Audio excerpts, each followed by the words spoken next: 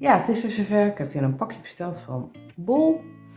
En ditmaal, omdat ik natuurlijk bezig ben met de tarot, die is er ook, om daar wat op te zetten, heb ik een mini tarot besteld. Kijk eens wat schattig. Want die kan ik dan goed gebruiken voor als ik klanten heb. En ik daar natuurlijk altijd de normaal bij leg. Zeker in relatieleggingen. Maar dan kan ik er snel een klein kaartje bij doen van de mini tarot. Dit heet dan Radiant Wise Spirit. Het zijn volgens mij gewoon dezelfde kaarten als de Rider.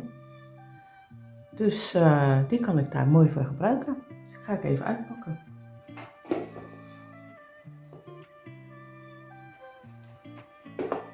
Unboxen.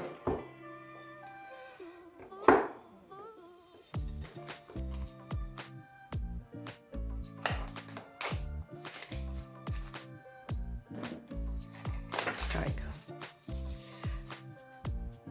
Dat zijn ze. Met een boekje natuurlijk. En de tarot. Kijk eens, wel een leuke, schattige kaartjes.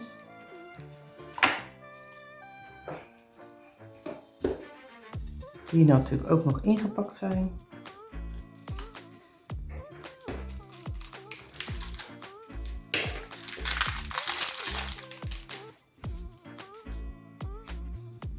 Kijk, in het Engels, zie je, het zijn gewoon dezelfde afbeeldingen als de Rider. Wat heel makkelijk is. Want dan, kijk eens hoe schattig die kaartjes zijn. Die zijn echt geweldig. Ja, leuk. Ze is weer de grote arcana. En dan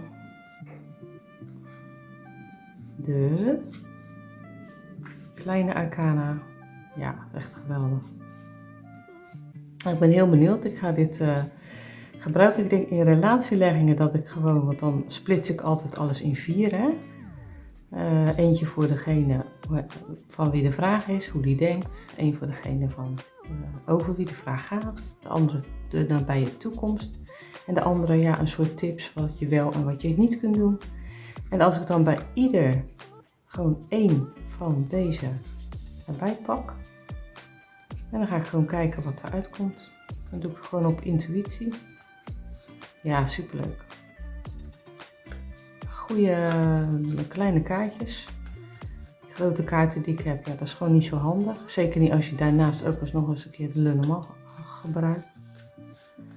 Zo, dan kan ik dit gewoon even snel, ja, gaan doen. Nou, leuk. Dus dat wilde ik even delen met jullie.